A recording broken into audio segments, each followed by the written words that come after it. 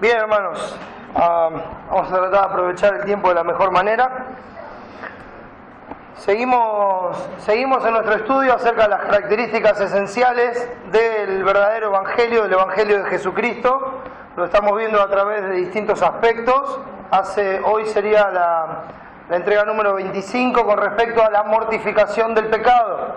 Hemos visto que uno de los aspectos fundamentales del Evangelio de Jesucristo es la mortificación del pecado. El Evangelio nos llama a nosotros no solamente a ser salvos por la fe en Jesucristo, sino que nos dice arrepentíos y creed. Nos llama al arrepentimiento de nuestro pecado, nos llama a una nueva vida, a ser una nueva criatura en Cristo. El Señor en su gracia nos salva, nos da vida cuando estamos muertos en delitos y pecados, nos pone los pies sobre la roca que es Cristo. Pero esto no significa un cambio de iglesia, un cambio de religión, un cambio de lugar de asistir, etcétera, etcétera. No, lo que esto significa es que si alguno está en Cristo, nueva criatura es. Las cosas viejas pasaron, he aquí todas son hechas nuevas.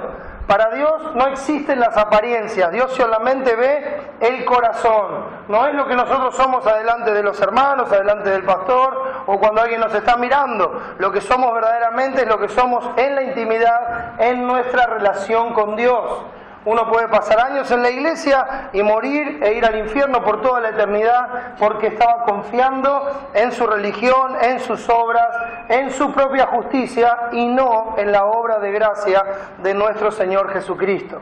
El Señor Jesucristo murió en la cruz del Calvario para terminar con el pecado. Él fue a la cruz por la voluntad del Padre. El Señor cargó en Él el pecado de todos nosotros y a continuación, hermanos, lo enjuició en nuestro lugar. Lo mató, descargó su ira sobre Él. Dice Isaías 53 que el castigo de nuestra paz fue sobre Él y por su llaga fuimos nosotros curados.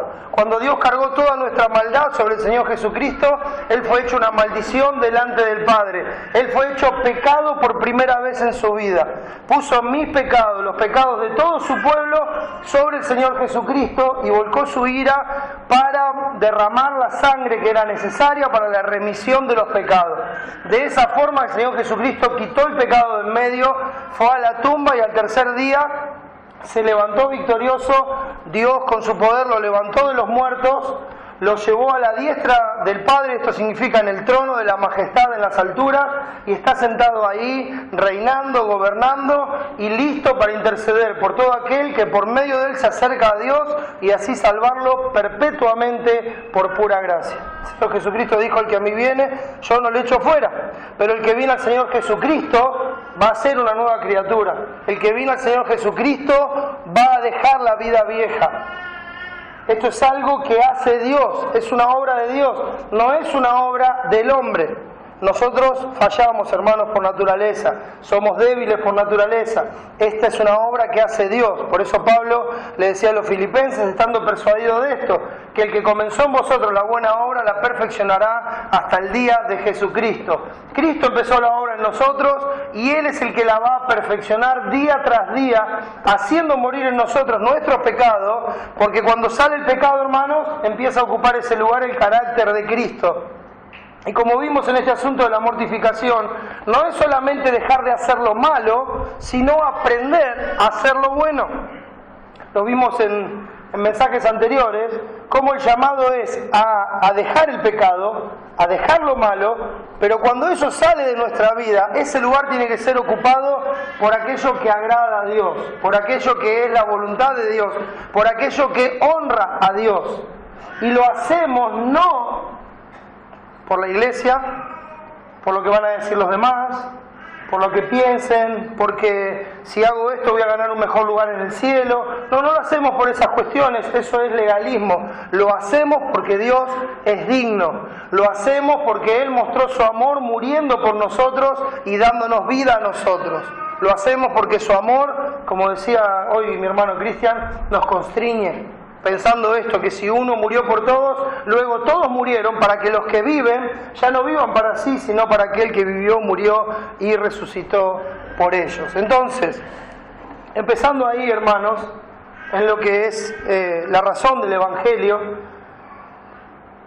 Que el cristiano mortifique sus pecados día a día es una característica esencial de ese evangelio. Que el cristiano tema cada día ofender a Dios o pisotear la sangre que fue derramada para su salvación en la cruz del Calvario es parte del evangelio de Jesucristo. Dios nos enseña a dejar la vana manera de vivir, sabiendo que fuimos comprados no con cosas corruptibles como oro y plata, sino con la sangre preciosa de Cristo.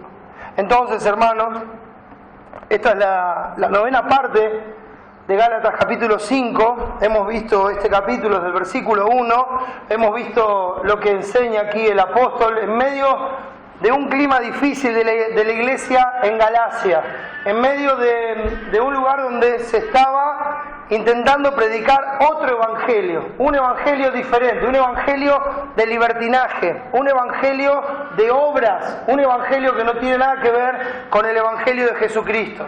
Por eso claramente decía Pablo en el capítulo 1, mas si aún nosotros o un ángel del cielo os anunciar otro evangelio diferente del que os hemos anunciado, sea anatema, o sea, maldito y separado de Dios.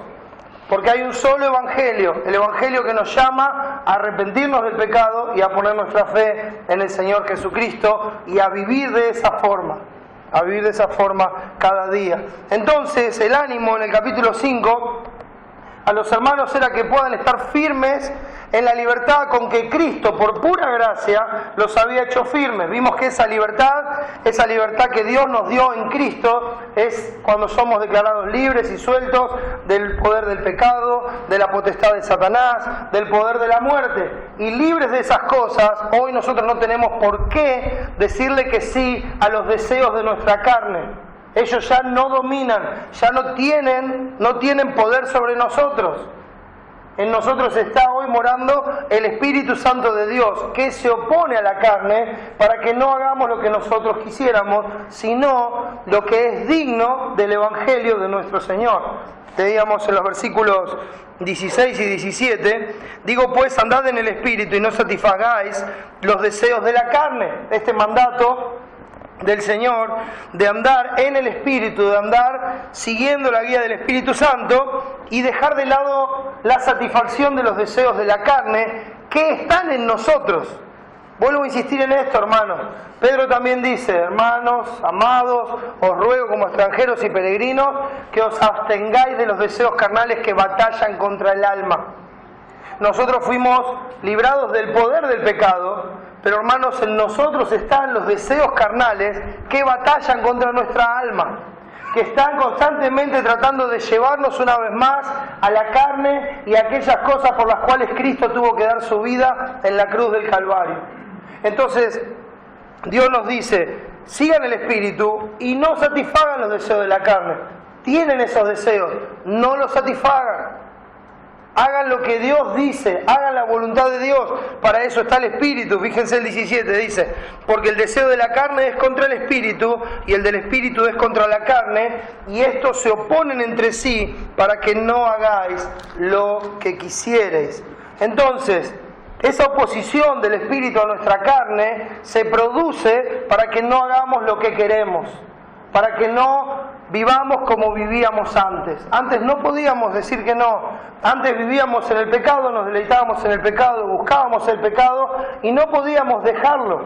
A veces moralmente decíamos, bueno, esto no es tan bueno, esto hay que dejarlo, esto me hace daño, pero una y otra vez volvíamos a ese pecado u otros. Pero Cristo terminó con eso. Y hoy nosotros tenemos el poder en el Espíritu Santo para decirle que no y llevar una vida santa. Cristo dice, Dios dice, sed santos porque yo soy santo. Entonces el Espíritu se opone a nuestra carne, pero ¿de qué manera se opone, hermanos? Guiándonos a darle la gloria a Dios con nuestras acciones. No solamente nos dice, no hagas esto porque está mal, no, esto lo tengo que hacer porque está mal y me rasgo las vestiduras, no. Nos dice, no hagas esto porque está mal, pero hace esto que es lo que agrada a Dios. Esa es la forma de no dejar huecos en nuestras vidas. No hagas esto porque está mal, pero en lugar de esto, hacé lo que a Dios le agrada porque para eso fuiste salvado. Hermanos, el propósito de nuestra salvación, insisto, no es que vayamos a la iglesia. Ir a la iglesia, hermanos, es un deleite que Dios nos ha dado. Es un medio de gracia, como bien compartía hoy nuestro hermano, para que podamos conocer a Dios, para que podamos edificarnos mutuamente, para que podamos crecer en la gracia y el conocimiento de nuestro Señor Jesucristo, pero no es el propósito ni la razón de nuestra salvación. La razón de nuestra salvación es cumplir el propósito para el cual fuimos creados, que es darle la gloria a Dios. O sea, mostrar el carácter de Dios en nuestra vida por medio de las acciones. Vimos en los versículos 19 al 21 la manifestación de las obras de la carne. Esa palabra manifestación o manifiesta viene del griego phaneros, que significa hacer visible, hacer patente, hacer notorio qué es lo que está pasando adentro nuestro. Se traduce en acciones, y lo vimos en esos versículos. Las obras de la carne que son manifiestas son adulterio, bueno, vimos esta cada una en particular, ¿no? Adulterio, fornicación, inmundicia, lascivia, idolatría, hechicerías, enemistades, pleitos, celos, iras, contiendas, disensiones, herejías, envidias, homicidios, borracheras, orgías y cosas semejantes a estas, acerca de las cuales os amonesto, como ya os lo he dicho antes, que los que practican tales cosas no heredarán el reino de Dios. La práctica de estas cosas es la costumbre, es la forma de vida de aquellos que no conocen a Dios, de aquellos que no heredarán el reino de Dios. Por eso claramente, cuando veíamos por ejemplo el adulterio, también veíamos la enseñanza del Señor Jesucristo en Mateo 5, cuando dice que no solamente cometés adulterio cuando llegás al acto. Dice, si miraste a una mujer para codiciarla en tu corazón, ya cometiste adulterio. Entonces vemos, hermanos, que no es nada más que lo que hacemos. Esto empieza en el corazón. Es de la abundancia del corazón de lo que habla la boca. Es lo que hay en el corazón lo que se termina manifestando en nuestras vidas. Entonces, las obras de la carne, cuando la carne nos está guiando, se hace visible en la forma en que vivimos y en las prácticas que tenemos. ¿Podemos pecar? Por supuesto que podemos pecar. Si alguno dice que no tiene pecado, le hace a Dios mentiroso y la verdad no está en nosotros. Y si alguno hubiere pecado, abogado tenemos para con el Padre a Jesucristo el justo. De modo que si confesamos nuestros pecados, Él es fiel y justo para perdonar nuestros pecados y limpiarnos de toda maldad. Es la obra de gracia que Cristo ha hecho, por medio de la cual podemos restablecer constantemente, confiando en la obra de Cristo, nuestra relación con Dios cuando pequemos. Y gracias a Dios, porque Él es fiel y justo. Ha perdonado todos nuestros pecados en la cruz, de manera que no va a castigar nuevamente el pecado porque ya lo castigó en Cristo. Y ahora como Padre nos recibe y nos perdona y nos da la fuerza y la gracia para seguir adelante y para ya no hacer lo mismo. Pero el problema, hermanos, no es si pecamos porque fuimos sorprendidos por el pecado en un momento de debilidad o alguna situación así. El problema es cuando el pecado se manifiesta como una práctica constante en nuestra vida, de la cual no solamente no podemos escapar, sino que en realidad no queremos escapar. A veces hay personas que están viviendo en ciertos pecados y cuando uno les habla dice, bueno, está bien, pero no es tan grave. O sea, no quieren escapar, no quieren salir de ahí. Hay otras personas que dicen, mirá hermano, estamos viendo tal cosa, esto no está bien, fuimos salvados para darle la gloria a Dios, quiero animarte a que le demos la gloria a Dios juntos, a que si necesitas ayuda podés contar conmigo, vamos a orar, vamos a estudiar la palabra para ver cómo podemos honrar a nuestro Salvador. Y ese hermano dice, sí, la verdad necesito ayuda. Pero el otro es el indiferente, el que dice, o sea, no quiere salir de ahí. No quiere, no le interesa que le digan nada, sigue en el mismo estado. Entonces, hermanos, ese que practica, dice, no heredará el reino de Dios. Hacemos morir la carne, hermanos, siguiendo al Espíritu, y lo hacemos por el deleite de que su nombre sea glorificado. Nos deleitamos en darle la gloria a Dios. Y de la misma forma que se manifiestan las obras de la carne, en nuestra vida se manifiesta que el Espíritu Santo nos está guiando, que el Espíritu de Dios mora en nosotros y se manifiesta. ¿Por qué? Porque Él nos lleva a hacer lo que no podemos hacer nosotros. por cuanto todos pecaron y están destituidos de la gloria de Dios. Nos quedamos cortos, estamos incapacitados de darle la gloria a Dios. Pero por la obra del Espíritu Santo ahora nosotros podemos darle la gloria a Dios. Entonces se manifiesta en lo que hacemos. El fruto del Espíritu se hace manifiesto en nosotros cuando hacemos visible, cuando hacemos notorio en nuestras vidas el carácter de Cristo en nuestras acciones. Recuerde, darle la gloria a Dios no es algo místico, donde todos decimos juntos, hay que darle la gloria a Dios, etc. No, hermanos, darle la gloria a Dios es algo real, es algo tangible, es manifestar en nuestra vida el carácter de Cristo, su santidad, su amor, su justicia, y de esa forma y bajo ese carácter llevar a cabo todas las actividades de nuestra vida. ¿Escuchó? Todas las actividades de nuestra vida, no solamente congregarnos, ir a la iglesia, sino todo lo que hacemos, trabajo, estudio, familia, lo que fuera que el Señor nos haya puesto en nuestras manos, lo hacemos para la gloria de su nombre. Si pues coméis o bebéis o hacéis otra cosa, hacedlo todo para la gloria de Dios. Esa es la razón. Vamos a leer una vez más el versículo 24, y estamos prontos a terminar, hermanos, con este pasaje. Versículo 24 como texto clave, que dice así, Gálatas 5:24. Pero los que son de Cristo han crucificado la carne con sus pasiones y deseos. Vamos a orar, que el Señor nos ayude con los que nos queda del versículo 22 y 23. Oremos. Gracias, Padre, por este tiempo. Mi Señor, no hay nada que podamos hacer separados de Ti. Es unidos a Ti que podemos alabarte, honrarte, hacer lo que es agradable a Ti. Es por medio de Ti solamente que podemos darte la gloria. Señor, necesitamos que nos enseñes en este tiempo. Tú eres el único maestro. Tú eres el único que puede llevar la palabra a nuestro corazón. El único que puede convencernos de pecado. El único que puede guiarnos en su benignidad al arrepentimiento. El único que puede darnos la fuerza y la sabiduría para hacer lo correcto. Por eso, Padre, te ruego que nos hables, que obres en nuestros corazones, que nos enseñes, que nos muestres cómo darte la gloria. Gracias, Padre, por este tiempo. Te ruego que si hay alguien aquí que no te conoce, que tengas misericordia y que le salves, para que pueda ir a Cristo. Te lo pido, Padre, en el nombre de Jesús y para su gloria. Amén. Muy bien, hermanos, habíamos visto algunos aspectos ya vimos 4 aspectos de lo que vimos en el versículo 22, que decía el contraste con esta vida de práctica de pecado. Dice el versículo 22, más, o esa palabra también puede traducirse como pero, ¿sí?, en contraposición a una vida que muestra las obras de la carne, dice el fruto del Espíritu, el fruto. Y es interesante porque antes son las obras de la carne, es algo que uno hace, está habituado a hacer, pero acá habla del fruto. Eso quiere decir el resultado de que la simiente de Dios esté en nosotros, es algo que nace de Él, que viene por Él y que Él produce en nosotros. Pero, o más, el fruto del Espíritu es amor, gozo, paz, paciencia, benignidad, bondad, fe, mansedumbre, templanza.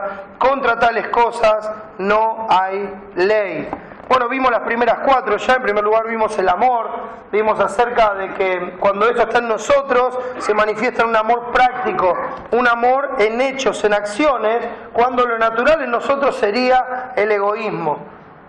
Esto se manifiesta en el amor, por medio del amor que ha sido derramado en nuestros corazones por el Espíritu Santo, como dice Romanos 5:5, se manifiesta en nosotros en que amamos a los hermanos, que así como Cristo dio su vida por nosotros, entonces nosotros también ponemos nuestra vida por los hermanos. Amamos a nuestros enemigos, algo que no es natural en nosotros, porque es lo que Cristo hizo cuando nos salvó a nosotros. Nos amó siendo sus enemigos y entregó a su Hijo para reconciliarnos con Él, para traernos amistad por medio de la obra de Cristo. En segundo lugar vimos el gozo, y vimos que es un estado de ánimo placentero, basado siempre en la obra de Cristo y sus promesas, a pesar de estar rodeado de circunstancias tristes, adversas, inseguras, etc. O sea, el cristiano no tiene razón para no experimentar gozo en su vida, porque el gozo en nuestra vida viene de la obra de Cristo, el gozo en nuestra vida viene de que nuestros nombres estén escritos en los cielos, el gozo en nuestra vida viene de que cuando cerremos los ojos en esta vida iremos eternamente con nuestro Dios. Entonces, más allá de las circunstancias que nos toquen vivir, que nos pueden hacer pasar malos momentos, momentos tristes o llevarnos aún hasta la muerte, las podemos enfrentar con gozo porque tenemos la seguridad en Cristo de la vida eterna. Eso es el verdadero gozo, a diferencia y contrariamente a la felicidad, ¿no? La felicidad depende de que las circunstancias externas nos sean favorables, de que haya algo que nos agrade, de conseguir algo, de tener un logro, llegué a una meta, entonces estoy feliz, o tengo lo que pensaba comprarme y esto me pone feliz. Bueno, esa felicidad cambia con las circunstancias, el gozo no, el gozo es algo constante en nosotros, siempre con la obra de Cristo como base. En tercer lugar vimos la paz, del griego Irene, que significa relaciones armoniosas con Dios y así también con los hombres. O sea, por tener una relación armoniosa con Dios, restaurada por la obra de Cristo, que quitó el pecado de en medio y nos reconcilió con Dios, o sea, nos trajo en amistad con Dios, por esa relación con Dios, hoy puedo tener una buena relación con los demás. Puedo tener una relación basada en el amor con los demás, por la obra de Cristo, llevándonos esta relación de armonía con Dios y con los hombres a la búsqueda constante de la paz en toda situación o circunstancia, disipando los conflictos que surgen. Recuerdan que vimos, no solo tienen paz interna, ¿sí? Hay algunos que dicen, no, yo estoy en paz, pero no les importa nada. No, el otro está sufriendo. Sí, pues yo estoy en paz, estoy tranquilo, y dejan todo de lado, no hacen nada tampoco, estoy en paz, se ignoran a los demás, ignoran a la familia, a los vecinos, a los amigos, y no, estoy en paz. Bueno, no es esa la paz que estamos hablando. Estamos hablando de una paz interna, la paz os dejo, mi paz os doy, yo no os la doy como el mundo la da, no se turbe vuestro corazón ni tenga miedo. Es la paz del Señor Jesucristo, es la paz de conocer a Dios y saber que Él está en control de todo, es la paz de saber que Él es nuestro Dios, el solo soberano, Rey de reyes y Señor de señores, y estamos en paz con Él, y eso nos lleva a buscar la paz también. Vimos que bienaventurados los pacificadores, porque ellos serán llamados hijos de Dios. Entonces, no solamente están en paz, sino que buscan disipar los conflictos, disipar las situaciones, poner en paz cuando hay conflictos o enemistad.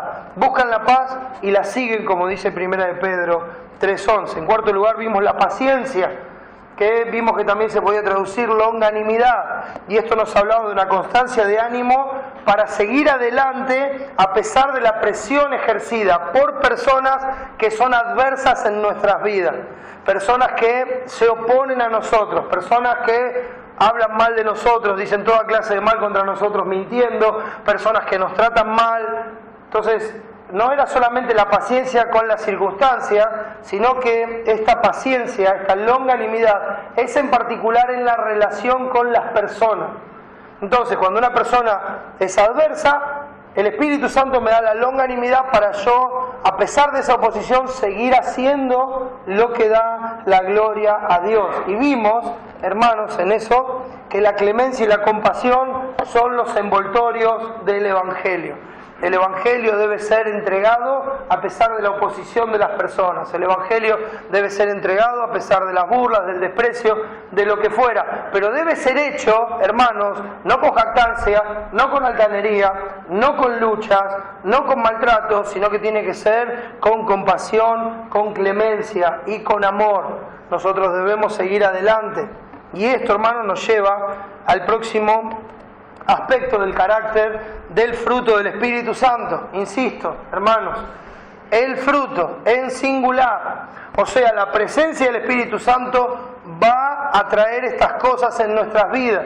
No es que uno tiene el amor y el otro tiene la benignidad y el otro tiene... No, esto es el carácter de Dios que está morando en nosotros por el Espíritu Santo. y cuando Él se opone a la carne, nos guía a nosotros a actuar con este carácter. Y así es como se refleja el Señor Jesucristo en nuestras vidas y los demás pueden conocer a Dios. Entonces, pensando en esto nos lleva al próximo aspecto, que es el quinto que vamos a ver, y tenemos la benignidad. Benignidad, del griego krestotes. Y esto, hermanos, significa una disposición bondadosa del corazón. Un corazón que está dispuesto a hacer el bien. Ahora, hermanos, esto se muestra no solo como una cualidad bondadosa, sino como una acción. Es un hecho concreto que demuestra la disposición del corazón para hacer el bien. Ustedes van a recordar Santiago, ¿no? Vamos a verlo por un momento. Y lo mismo que también vimos en Primera de Juan. Pero Santiago capítulo 2, dice el versículo 14, hermanos míos, ¿de qué aprovechará si alguno dice que tiene fe y no tiene obras? ¿Podrá la fe salvarle? Y si un hermano o una hermana están desnudos y tienen necesidad del mantenimiento de cada día, y alguno de vosotros les dice, id en paz, calentados y saciados. Hermanos, hago un alto ahí. Qué buena persona, ¿no? Está considerando al otro. La verdad que se ve su bondad. Hermano, estás desnudo, tenés hambre, y te dice, ¿por qué no vas? Y te vestís, y te calentás, y te saciás. Y el hermano mira y dice, pero no tengo con qué. No importa, andá, Dios va a proveer, hermano. No es de lo que está hablando el Señor. Fíjese cómo sigue el texto. Dice, y alguno de vosotros le dice, id en paz, calentados y saciados, pero no le dais las cosas que son necesarias para el cuerpo, ¿de qué aprovecha? Así también la fe, si no tiene obras, es muerta en sí misma. La benignidad no es solamente la disposición del corazón a hacer bien al otro. Dice la Biblia que tenemos que hacer bien y que no tenemos que cansarnos de hacer bien porque en su tiempo segaremos si no desmayamos. Tenemos que sembrar el bien, tenemos que hacer el bien, pero eso nos lleva a una acción que muestra la benignidad. ¿Cuál sería la acción que muestra la benignidad en ese pasaje? Bueno, sería, hermano, ¿tenés una necesidad? Bueno, esto es para suplirla. ¿Me explico? Se muestra a la persona, no solamente dice, yo quiero que te vaya bien, como dice Tercera de Juan, no, amado, yo deseo que tú seas prosperado y que te vaya bien. Y es bueno, está bien, era una carta. Pero si el hermano tiene una necesidad y yo tengo con qué ayudarlo, eso es la benignidad, porque es la bondad puesta en acción. Se muestra la bondad y la disposición bondadosa del corazón. Se hace con suavidad y con dulzura en el trato. Se hace tiernamente, con cariño. Es la forma en que Dios procedió con nosotros, hermanos. Dios lo mostró con una acción concreta, haciendo un bien. ¿Cómo mostró Dios su benignidad para con nosotros? Acompáñenme otra vez a Romanos 2:4. Digo otra vez porque lo estuvimos viendo el último domingo, cuando vimos longanimidad. En Romanos 2:4 dice así: o menosprecias las riquezas de su benignidad, paciencia y longanimidad, ignorando que su benignidad te guía al arrepentimiento. Bueno, esto es un golpe a nuestro orgullo, ¿verdad? A veces uno piensa que uno se arrepintió, a veces uno piensa que es uno el que se arrepiente de las cosas. Pero realmente lo que dice la palabra es que es Dios el que nos guía al arrepentimiento y lo hace por su benignidad. No solamente tiene esa disposición bondadosa, sino que lo concreta en una acción. No solamente me quiere ver bien, sino que me hace estar bien, llevándome y guiándome al arrepentimiento, al convencimiento de pecado y al arrepentimiento, porque sabe Dios que cuando me alejo del pecado es cuando voy a estar bien.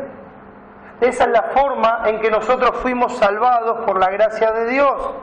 Aquí estaba hablando en un contexto donde había jactancia de algunos sobre otros. Algunos se creían mejores que otros. Por eso Pablo les pregunta, inspirado por Dios, ¿menospreciar las riquezas de la benignidad de Dios? ¿Lo estás menospreciando como que es algo tuyo?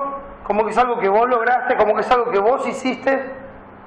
o menosprecia las riquezas de su benignidad, paciencia y longanimidad, ignorando que su benignidad te guía al arrepentimiento.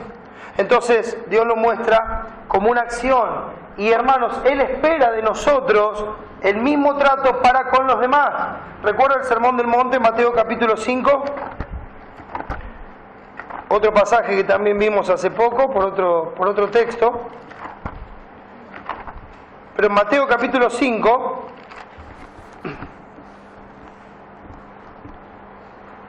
versículo 43,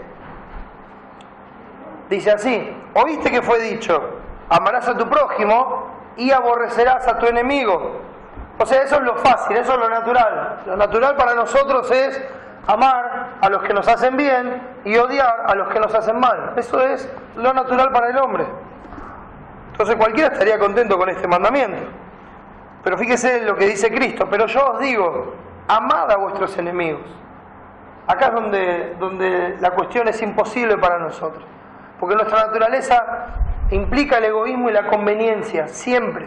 Siempre vamos a buscar estar bien con los que nos hacen bien, pasar tiempo con los que nos hacen bien, ¿no? A ayudar a los que nos hacen bien.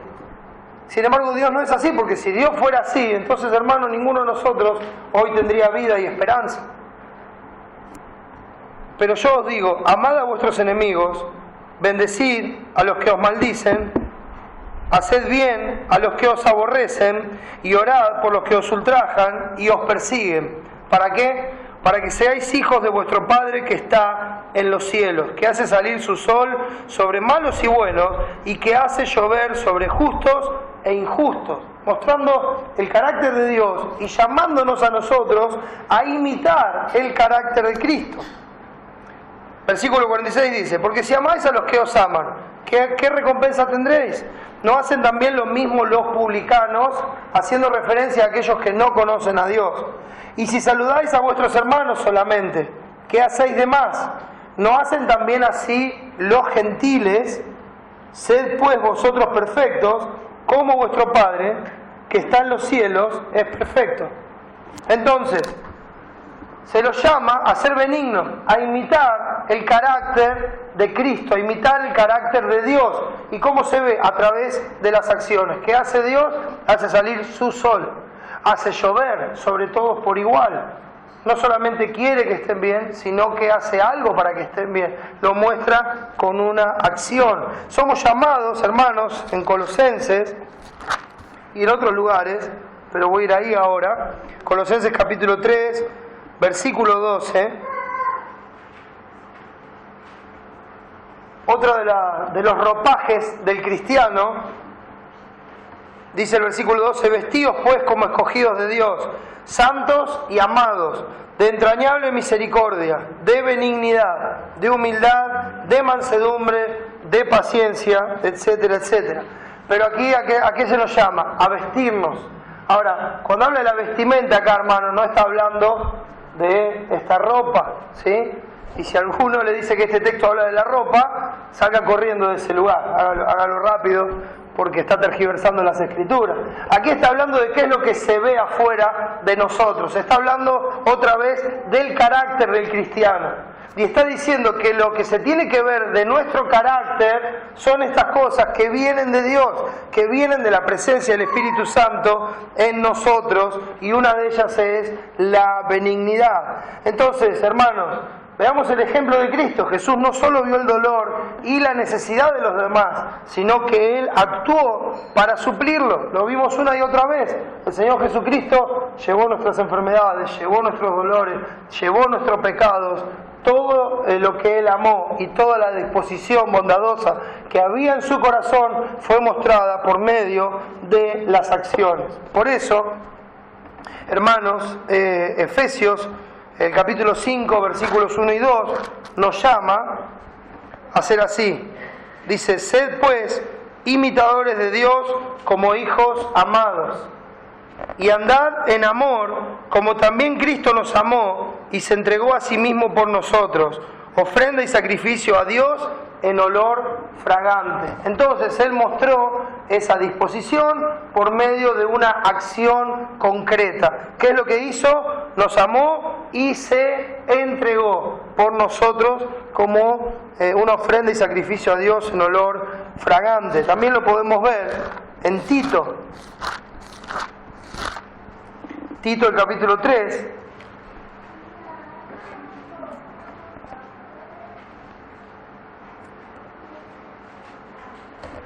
Tito capítulo 3, el versículo 4 dice: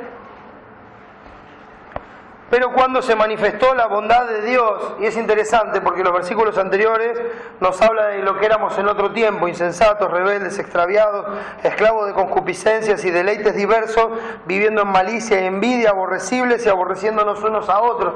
Eso éramos en el momento en que se manifestó la bondad de Dios. O sea, digamos que ante los ojos de Dios no éramos para nada agradables ni amigables. Éramos totalmente opuestos y enemigos. Ahora, en ese momento y en esa situación se mostró, se manifestó, se hizo patente, se hizo notoria la bondad de Dios. Pero cuando se manifestó la bondad de Dios, nuestro Salvador, y su amor para con los hombres, nos salvó. No por obras de justicia que nosotros hubiéramos hecho, sino por su misericordia, por el lavamiento de la regeneración y por la renovación en el Espíritu Santo. Entonces así se manifestó, ¿no? Nos muestra esa necesidad que tenemos de pedirle ayuda al Señor cada día para poder hacer estas cosas así. Y así nos lleva, hermanos, volviendo a Gálatas capítulo 5, Gálatas capítulo 5, al sexto aspecto, que tiene mucho que ver con este último que acabamos de ver. Benignidad, bondad. Tal vez la palabra benignidad se traduce, como vimos recién en Tito 3:4, también se traduce como bondad. Tienen mucha semejanza, pero hay algo que las distingue a las dos. Aquí la palabra que se traduce bondad es el griego agazosune. Y me cuesta la D con la F esa. Agazosune. Muy bien, ahora, esta bondad es una disposición de corazón de hacer bien, hermanos, pero es hacer bien con firmeza. O sea, cuando hablamos de la benignidad, estamos hablando de suavidad, estamos hablando de ternura, estamos hablando de comprensión, estamos hablando de cariño. Pero cuando hablamos de la bondad, cuando hablamos de este tipo de bondad, estamos hablando de los momentos en que uno tiene que hacer el bien y hacerlo mostrando firmeza cuando algo está mal. A veces eso se confunde mucho, porque a veces algunos piensan que porque alguien les habla firme con respecto a algo que está mal, se piensan que no los quiere. Pero déjeme decirle que la persona que hace eso es el que los quiere, es el que realmente los quiere. Dice Proverbios 27:5, mejor es reprensión manifiesta que amor oculto. Exactamente de eso se trata la bondad. La bondad es aquel que viene y te dice, hermano, esto está mal. Está mal. Obviamente hay amor, ¿por qué? Porque no es que te dice, hermano, esto está mal, y se da vuelta y no te habla más, y te ignora, o te dice, salí de acá, sos una porquería. No estamos hablando de ese tipo de firmeza. Eso sería maltrato. Estamos hablando de aquel que con firmeza te dice, hermano, esto está mal, te animo a que no lo hagas más. Pero después te sigue tratando igual, te sigue tratando con amor, te sigue considerando. Pero hay momentos en los cuales hay que estar firme, como el mismo Señor Jesucristo nos mostró en su vida. Y como Pablo mismo, tenemos un ejemplo aquí en Gálatas. Mire el capítulo 2 de Gálatas. ¿Quién se hubiera animado, no? Capítulo 2 de Gálatas, versículo 11. Dice, pero cuando Pedro vino a Antioquía, le resistí cara a cara porque era de condenar. Pues antes que viniesen algunos de parte de Jacobo, comía con los gentiles, pero después que vinieron se retraía y se apartaba, porque tenía miedo de los de la circuncisión. Y en su simulación participaban también los otros judíos, de tal manera que aún Bernabé fue también arrastrado por la hipocresía de ellos. Pero cuando vi que no andaban rectamente conforme a la verdad del Evangelio, dije a Pedro delante de todos, Si tú, siendo judío, vives como los gentiles y no como judío, ¿por qué obligas a los gentiles a judaizar? Ahora, la acción que Pablo hace es buena, porque ellos dice claramente el texto que estaban siendo arrastrados por la hipocresía, estaban siendo arrastrados, estaban fingiendo para tratar de agradar a los hombres. En el capítulo 1, versículo 10, Pablo dice, si buscara, pues busco ahora el favor de los hombres o el de Dios, o trato de agradar a los hombres, pues si todavía agradara a los hombres, no sería siervo de Cristo. Entonces, la bondad es algo que uno busca siempre agradar a Dios, pero al mismo tiempo busca reprender el mal. Pablo le dice un poco más adelante a los Gálatas, en una carta que por ahí puede parecer de un tono duro, de un tono difícil, porque es una reprensión constante. Ellos estaban apartando de la verdad, estaban yendo a prácticas legalistas, estaban basando su confianza ya no en la gracia, sino que estaban basando su confianza en lo que ellos podían hacer. Entonces Pablo les habla, uno dice, es duro, pero era necesario. Uno dice, esto es duro. No, no es duro, es firme, porque Él les está dando la verdad. Y lo está haciendo con amor. ¿Por qué? Porque saben que si ellos no se apartan, el riesgo, hermanos, es el mal eterno. No es cualquier cosa. Entonces Él les dice con amor, pero con firmeza, con bondad. Hermanos, esto está mal. Esto tiene que quedar de lado. Es la bondad que un padre disciplina a su hijo. A ver, ¿quién le pega a su hijo porque lo odia? ¿Quién lo va a disciplinar a su hijo porque lo quiere maltratar? Bueno, si pasa eso, tiene que examinar su corazón y arreglar las cosas con Dios, porque está mal. ¿Por qué uno disciplina al hijo? Lo disciplina porque quiere el bien para su hijo. Entonces eso es una bondad en acción y se muestra con firmeza. Hijo, esto está mal.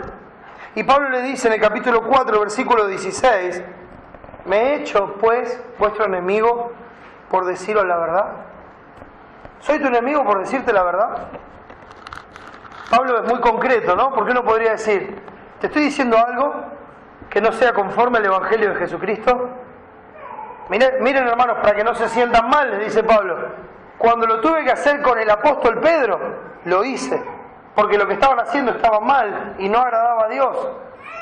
Y ahora lo tengo que hacer con ustedes y lo hago. ¿Por qué? Porque así como amo a Pedro, los amo a ustedes también. Y no soy su enemigo por deciros la verdad. Soy aquel que los ama, soy su amigo, soy el que los está cuidando. Pero esa bondad manifiesta firmeza. ¿Se acuerdan de Jesús purificando el templo en Mateo 21, 12 y 13? Cuando sacó las mesas de los cambistas, las palomas y todo lo demás.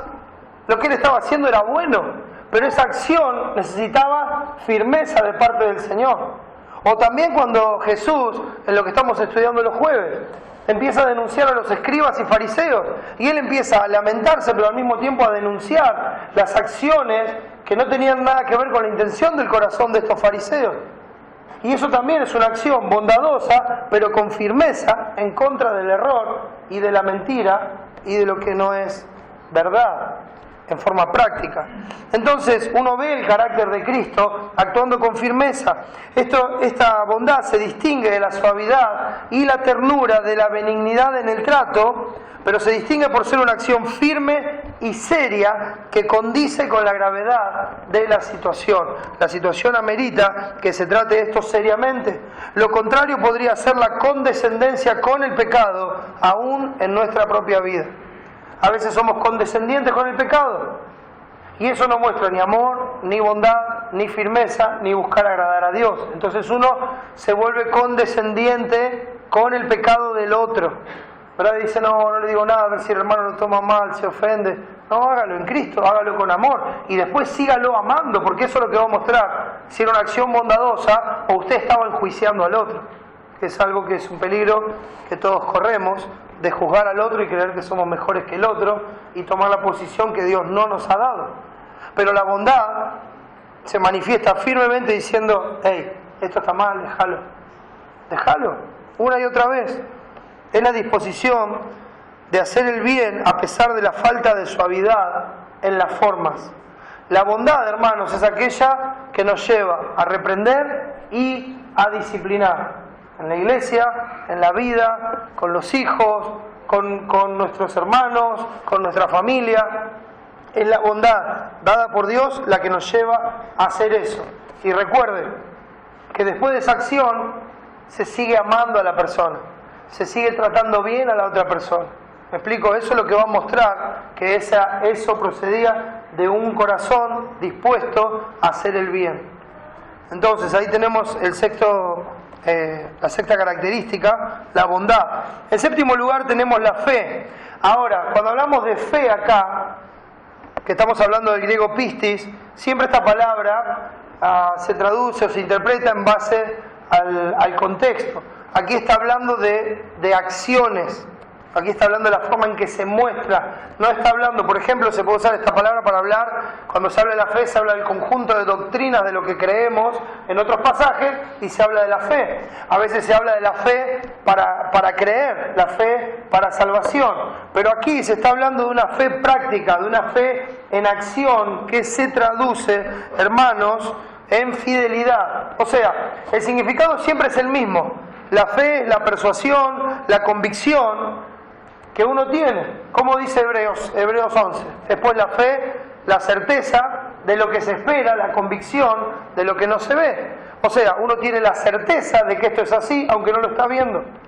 Tiene la convicción, aunque no lo puede tocar, no lo puede comprobar, pero sabe que es así. Bueno, esa fe aplicada se traduce en fidelidad, en lealtad a Dios en primer lugar. Es lo que estaba pasando aquí en Galacia. Los hermanos se estaban apartando de la verdad, estaban dejando de ser fieles a Dios, estaban dejando de ser fieles a la verdad del Evangelio.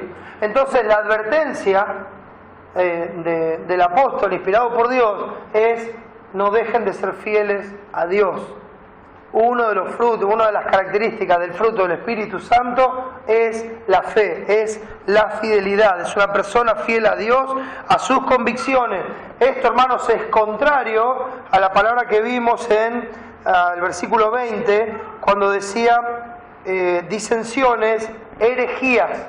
Esto es lo contrario, se aferra a la verdad, no trata de buscar otra verdad u otra alternativa, sino que se aferra a lo que cree de Dios, a las convicciones que le da el Evangelio de Jesucristo, y eso lo traduce en una vida fiel, una vida fiel. Pero también, hermanos, esta fidelidad a Dios, si esta fidelidad a Dios es real, si esta fidelidad a la verdad y al Evangelio es real, esto también se traduce en ser una persona confiable, una persona íntegra, una persona que cumple sus tratos y promesas.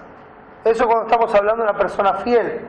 Esto encarga a hombres que sean fieles e idóneos, ¿verdad? Pisteuo es ahí. Pero está hablando de ese tipo de fidelidad. Una persona que cumple, una persona que es íntegra, que es confiable, que cuando se compromete a hacer algo lo hace. Es una persona que es fiel en todos los aspectos de la vida, es fiel como hijo de Dios en primer lugar, pero eso también lo lleva a ser fiel como esposo, como padre, como trabajador, como vecino, como amigo, etcétera, etcétera, etcétera. Con el ámbito de la vida que usted quiera ver y buscar, el verdadero creyente que tiene el Espíritu Santo morando en él es una persona fiel a Dios, que lo lleva a ser fiel a los demás, a ser fiel en cada una de las cosas que emprende en su vida. Entonces esto es contrario, hermanos, a la infidelidad y a la deslealtad, que es lo que estaba pasando, ¿no? Algunos estaban siendo desleales aún con el apóstol Pablo. El apóstol Pablo los había engendrado como a hijos, con la verdad de Dios. Pero ellos estaban siendo desleales a eso, buscando nuevas experiencias u otras personas en quien apoyarse. Entonces, cuando habla de la fe acá, está hablando de una persona fiel, una persona fidedigna, ¿sí? Muy bien, entonces esa es la séptima característica. Octava característica, que es la mansedumbre. Mansedumbre. Bueno, esto viene de la palabra griega praotes. Se puede traducir como gentileza y como humildad, pero va mucho más allá que eso. Una buena traducción para esta palabra es poder en sujeción. Es un poder bajo control. Eso es lo que está mostrando. ¿Se acuerdan cuando vimos las bienaventuranzas en Mateo capítulo 5? También hay una bienaventuranza para los mansos. Ahora, hay una diferencia ahí, ¿no? Porque uno lo ve como adjetivo o como sustantivo. Entonces cuando habla de los mansos, lo está viendo como adjetivo, y ahí la palabra es praus. ¿Sí? Después de ahí deriva praotes, que es mansedumbre. Pero dice que los mansos, los praus, heredarán la tierra. Jesús, hermanos, será manso. Ustedes recuerdan lo que dice Jesús en Mateo 11:29. Aprended de mí que soy manso y humilde de corazón. Y si hay alguien que tenía poder en sujeción, hermanos, era el Señor Jesucristo. Era el Señor Jesucristo. Eso lo llevó a ser gentil, a vivir humildemente. Él podría haber hecho lo que quisiera. Él era Dios y es todopoderoso. Pero ese poder en sujeción, esa mansedumbre, lo llevó a actuar conforme, no a lo que podía hacer, sino conforme a lo que debía hacer para agradar y glorificar a Dios. Y eso es la mansedumbre. Cristo decía, aprended de mí. Y también, cuando lo veíamos entrando en Jerusalén, al rey, viene tu rey, Sión, sobre un pollino de asno. ¿Y cómo venía sentado? Manso. También estaba hablando del Señor Jesucristo. Como adjetivo también aparece en 1 de Pedro 3:4, cuando habla de cómo tiene que ser la vestimenta de la mujer, cómo era el corazón. ¿Se acuerda cuando dice afable y apacible? Bueno, esa palabra afable es praus, ¿sí? Es mansa. Así es como tiene que ser también la mujer. Y como sustantivo, o sea, como virtud, que es como lo encontramos aquí, digamos, esa mansedumbre puesta en acción, esa mansedumbre llevada a los hechos, lo encontramos, por ejemplo, en Efesios capítulo 4. Efesios capítulo 4, el versículo 2, leyendo también el 1, dice así: yo pues, preso en el Señor, os ruego que andéis como es digno de la vocación con que fuisteis llamados, con toda humildad y mansedumbre, soportándoos con paciencia los unos a los otros en amor. La humildad y la mansedumbre acá van íntimamente ligadas y llevan a soportarnos los unos a los otros en amor. Nos llevan a estar en amistad con Dios y con los hermanos. Entonces ahí se ve como una virtud, al igual que leímos antes en Colosenses 3:12, debemos estar vestidos de mansedumbre. Entonces, el manso, hermanos, no es el que nunca se enoja. Tiene que acordarse de eso. ¿Se acuerda de Moisés que decía que era el hombre más manso de toda la tierra? Pero creo que nosotros también lo vimos a Moisés enojado en algunas oportunidades, porque en algunas oportunidades esa bondad se manifestó en una acción firme contra lo que estaba mal, contra el pecado. Entonces, esa mansedumbre se ve en la persona, no es el que nunca se enoja, sino el que lo hace cuando lo tiene que hacer. O sea, el que lo hace a tiempo, el que lo hace en el momento que es justo, el que lo hace con una correcta indignación por el pecado y por la maldad, a tiempo. Y otra vez, es una persona que no es que está enojada y se sale de sus casillas. Hermanos, la ira del hombre no obra la justicia de Dios. Pero puede haber una fervorosa indignación contra lo que está mal, contra el pecado de una persona, sin salirse de sus casillas y seguir haciendo lo correcto y lo agradable delante de Dios. Creo que el Señor Jesucristo es el ejemplo mayor en esto, hermanos. Lo vuelvo a decir una y otra vez, Él estaba colgado en la cruz y ahí estaban los hombres burlándose, hablando mal de Él, cargándolo. Y el Señor Jesucristo, que estaba colgado en la cruz, estaba sosteniendo la vida de todos y cada uno de ellos. Si el Señor Jesucristo no hubiera sido manso, en ese momento los podría haber matado a todos y haber bajado de la cruz y olvidarse de todos nosotros.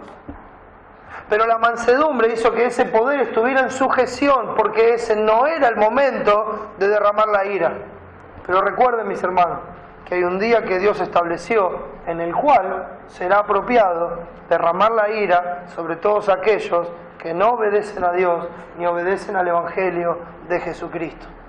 Entonces, la mansedumbre no es sinónimo de no enojarse, sino de enojarse a tiempo. Tiene el poder en sujeción, no toma las cosas en sus manos. No dice, dejá que yo me ocupo, vas a ver cómo le voy a enseñar a este ¿Cuántos pares son 3 botas? Dijo. Hace lo que tiene que hacer para honrar a Dios y servir a los demás. Es interesante porque la mansedumbre no es cambiante ni cobarde, no es sentimental y tampoco es inactiva.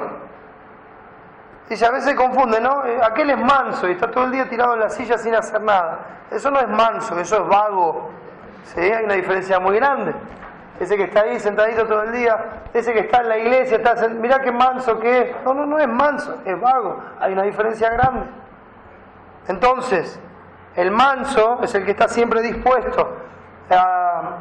No tiene que ver con la inactividad, sino que está controlado y bajo el dominio de la voluntad de Dios. ¿Se acuerdan los hermanos en Macedonia? Que dice que querían participar de ese privilegio de dar a los santos. Y Pablo dice, y se dieron, y no como nosotros lo esperábamos, sino que se dieron primeramente a Dios, y luego a nosotros por la voluntad de Dios.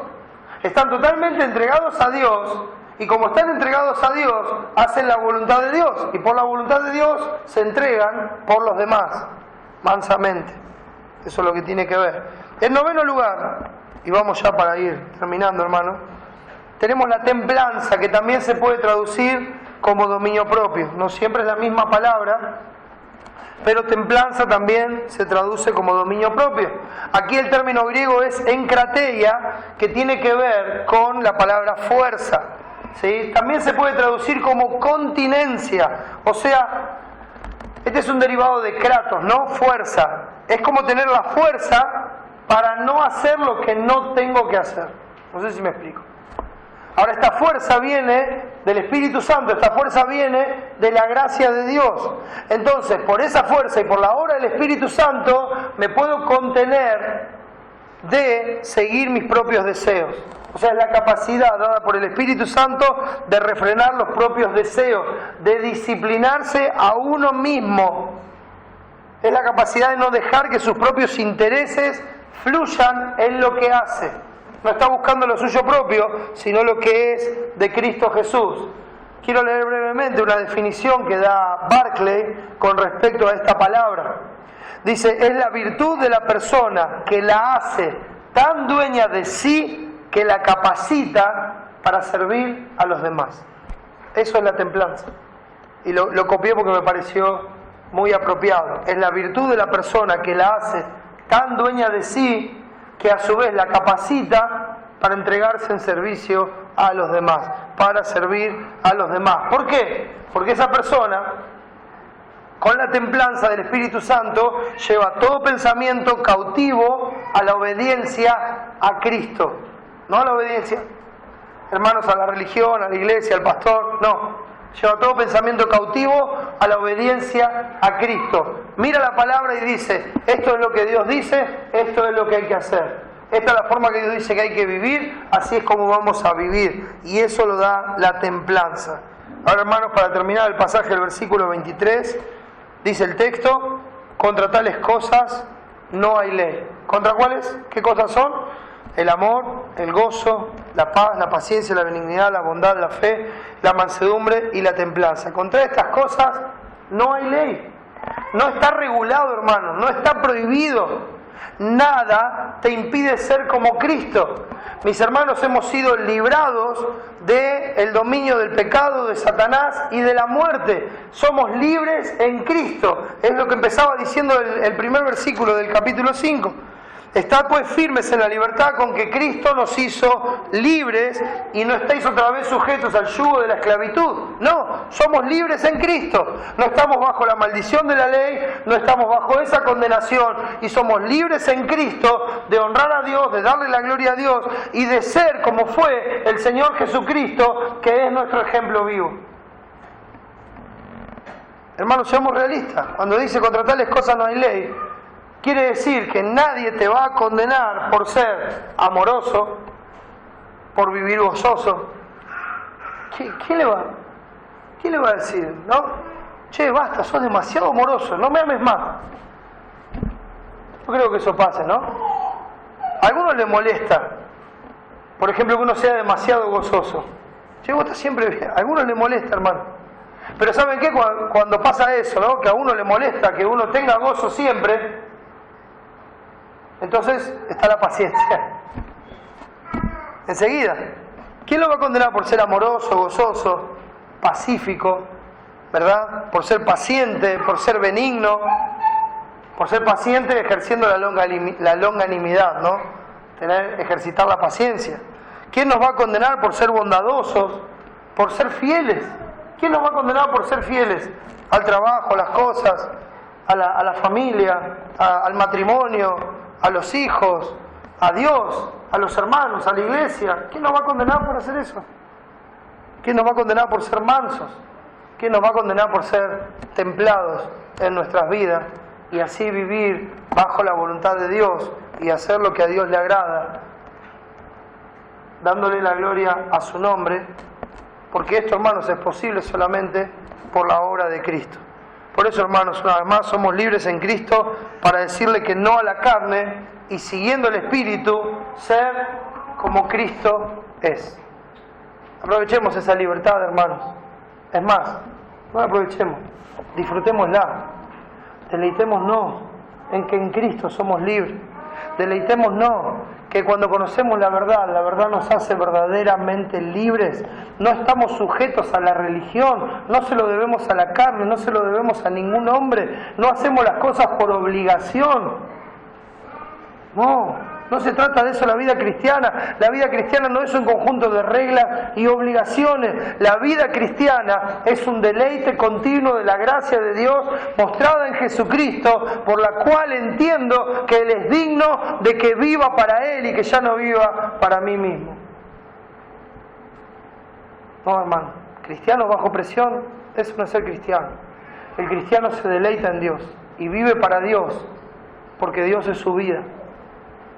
Porque sabe que Dios dio su vida para salvarlo del pecado, de la muerte y de Satanás. Entonces, hermanos, deleitémonos en esa verdad. Hoy leía, hermano Hugo, el Salmo 37, que dice: deleítate a sí mismo en Jehová, y Él te concederá las peticiones de tu corazón. Deleitémonos en Dios, en su persona, en su gracia. Y cuando estemos deleitándonos así, y cuando su voluntad sea nuestro deleite, entonces todo lo que pidamos Él lo va a conceder. ¿Por qué? Porque estamos pidiendo conforme a su voluntad. Y es la promesa que hace la palabra. Deleitémonos en Dios, hermanos, y démosle la gloria, mostrando en nuestras vidas el carácter de Cristo, haciendo morir cada día nuestros pecados. Vamos a orar y darle las gracias a Dios. Amado Padre, gracias por este tiempo. Gracias, Señor, por la obra de Cristo. Gracias, Padre, porque nadie amó como Él. Nadie vivió con tanto gozo por tu persona, Señor, en esta tierra, como lo hizo el Señor Jesucristo. Señor, nadie trajo tanta paz a este mundo como nuestro Salvador. Nadie mostró tanta longanimidad para con todos como lo hizo Jesús. Nadie fue tan benigno, bondadoso, fiel en toda tu casa, Señor, y en toda su vida y en todo lo que hizo. Nadie fue tan manso y humilde como nuestro Señor. Nadie tuvo tanta templanza como Él. Oh Padre, cuánto te necesitamos. Cuán imposible es para nosotros hacer algo separados de ti. Y Padre, si hacemos algo que a ti te agrada, es tu obra y la gloria sea para ti. Fortalécenos, Señor, en tu gracia y ayúdanos cada día a vivir como es digno de tu nombre. Y una vez más, Padre, si hay alguien aquí que no te conoce, ten misericordia y sálvalo para la gloria de tu nombre. Lo pedimos en el nombre de Jesús. Amén.